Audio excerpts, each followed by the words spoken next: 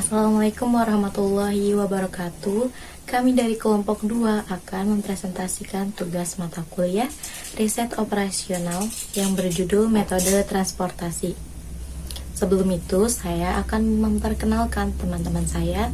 Yang pertama ada Ahmad Farul Rozinaer, yang kedua ada Abdul Rafi, yang ketiga ada Retno Nurholis, yang keempat ada Yohana Dian Vanessa, yang kelima ada Fatima Iksan, yang keenam ada Nur Hayati, yang ketujuh ada Cynthia Aprilianti. Jadi nanti kami akan membahas 2 poin penting. Yang pertama dengan metode NWC dan metode stepping stone. Untuk mempersingkat waktu, langsung saja kita masuk ke materi yang pertama, yaitu pengertian metode transportasi.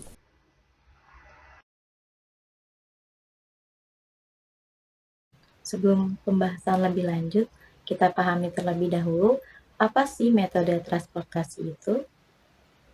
Jadi, pengertian metode transportasi itu suatu metode yang digunakan untuk mengatur distribusi dari sumber-sumber yang menyediakan produk yang sama ke tempat-tempat yang membutuhkan secara optimal, karena terdapat perbedaan biaya-biaya alokasi dari satu sumber ke tempat-tempat tujuan berbeda, dan dari beberapa sumber suatu ke tempat tujuan yang berbeda-beda juga tentunya. Nah, jadi seperti itu pengertian dari metode transportasi. Tujuan metode transportasi ada 3. Yang pertama, suatu proses pengaturan distribusi barang dari tempat yang menghasilkan barang dengan kapasitas tertentu ke tempat yang membutuhkan barang tersebut, dengan jumlah kebutuhan tertentu agar biaya distribusi dapat ditekan seminimal mungkin. Yang kedua, berguna untuk memecahkan permasalahan distribusi. Yang ketiga, memecahkan permasalahan bisnis lainnya seperti masalah pengiklanan, alokasi dana untuk investasi, analisis lokasi, dan sebagainya. Ciri-ciri metode transportasi ada 4. Yang pertama, terdapat sejumlah sumber dan sejumlah tujuan tertentu. Yang kedua, kuantitas komoditas atau barang yang didistribusikan dari setiap sumber dan yang diminta oleh tujuan. Yang ketiga, komoditas yang dikirim atau diangkut dari suatu sumber ke tujuan. Besarnya sesuai dengan permintaan atau kapasitas sumber. Yang keempat, ongkos pengangkutan komoditas dari suatu tujuan. Hal-hal yang diketahui untuk menggunakan metode transportasi ada 3. Yang pertama, titik asal dan kapasitas atau pasokan pada setiap periode. Yang kedua, titik tujuan dan permintaan pada setiap periode. Yang ketiga, biaya pengiriman suatu unit dari setiap titik asal ke setiap titik tujuan. Adapun langkah-langkah dari metode transportasi. Yang pertama, mendiagnosis masalah dimulai dengan pengenalan sumber, tujuan, parameter, dan variabel. Yang kedua, seluruh informasi tersebut kemudian dituangkan ke dalam matriks transportasi. Yang ketiga, setelah matriks transportasi terbentuk, kemudian dimulai menyusun tabel awal. Yang keempat, setelah penyusunan tabel awal selesai, maka sebagai langkah selanjutnya adalah penguji optimalitas tabel untuk mengetahui apakah biaya distribusi total minimum. Yang kelima, langkah terakhir adalah revisi tabel bila dalam langkah keempat terbukti bahwa tabel belum optimal atau biaya distribusi total masih mungkin diturunkan lagi. 3 macam metode menyusun tabel awal. Yang pertama, metode biaya terkecil atau least cost method. Yang kedua, metode sudut barat laut atau north west corner method. Yang ketiga, metode aproksimasi Vogel atau Vogel approximation method. Metode di atas berfungsi untuk menentukan alokasi distribusi awal yang akan membuat seluruh kapasitas sumber teralokasi ke seluruh tujuan. 2 macam pengujian optimalitas algoritma transportasi. 1. Stepping stone method. Metode stepping stone method adalah metode untuk mendapatkan solusi optimal masalah transportasi TC yang minimum Metode ini bersifat trial dan error, yaitu dengan coba-coba memindahkan sel yang ada isinya ke sel yang kosong.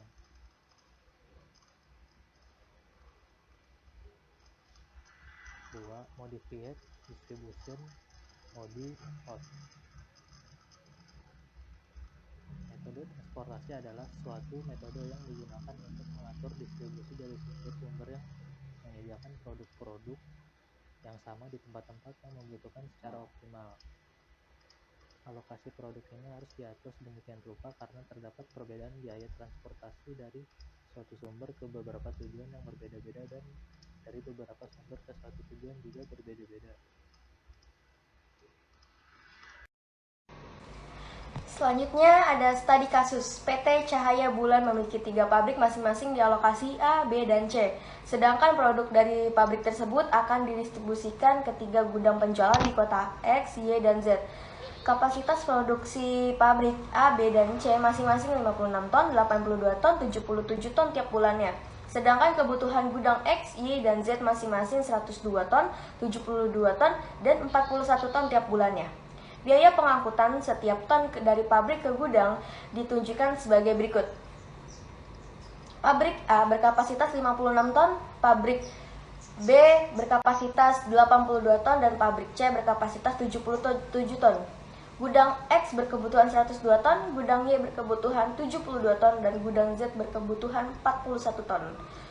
Total biaya dari pabrik A ke gudang X adalah 8, dan pabrik A ke gudang Y 4, dan total biaya dari pabrik A ke gudang Z itu 7.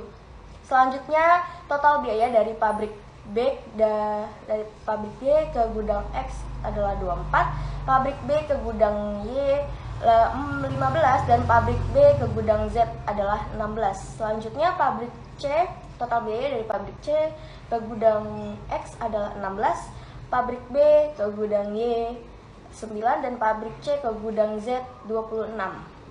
Total dari semua adalah 215 ton.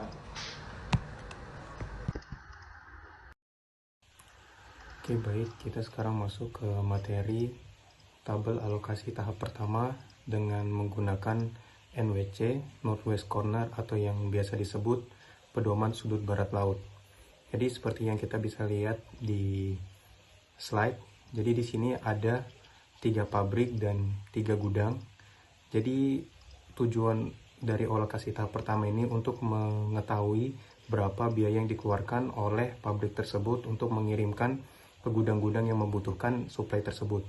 Jadi seperti materi yang kita gunakan yaitu NWC, maka dia dimulai dari pojok kiri atas yang dimulai dari pabrik A. Dia mengirimkan ke gudang X yang sebanyak 102 dan untuk kapasitasnya memiliki 56. Jadi untuk yang pertama 56 itu kita salurkan ke gudang X, maka jadi sisa 46. Jadi setelah itu karena tidak mencukupi, kita masuk lagi ke pabrik B yang masih ada kapasitasnya lagi, yaitu sebanyak 82.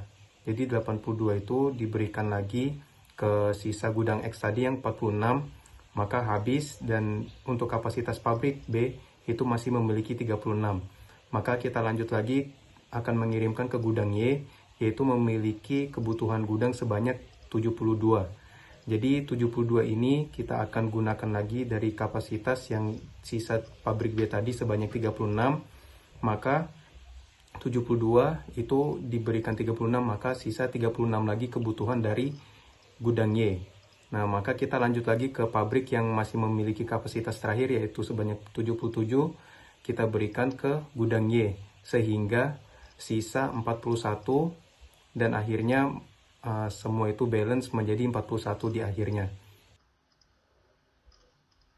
Oke, kita masuk ke materi selanjutnya yaitu kita akan menggunakan metode stepping stone. Jadi metode stepping stone ini adalah kelanjutan dari metode NWC. NWC adalah alokasi tahap pertama. Untuk metode stepping stone ini adalah alokasi tahap kedua.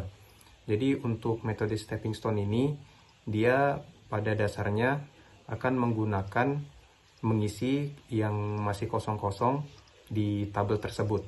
Jadi seperti yang kita lihat, yang keterangan di bawah ada AY, AZ, BZ, dan CX. Nah, itu adalah beberapa yang harus dioptimalisasikan.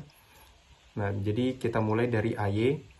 Nah, jadi untuk metode stepping stone ini, dia caranya adalah mengikuti arah jarum jam atau enggak, dia berlawanan dengan arah jarum jam. Dan satu lagi, untuk metode stepping stone ini, dia seperti namanya, metode stepping stone harus mempunyai pijakan untuk meneruskan metode ini. Jadi kita lihat salah satu contohnya untuk yang pabrik A ke gudang Y, maka disingkat jadi AY.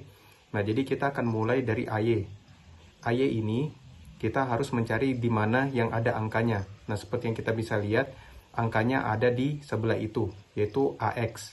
Nah, tapi untuk pertama ini, dia harus dikurangkan dulu.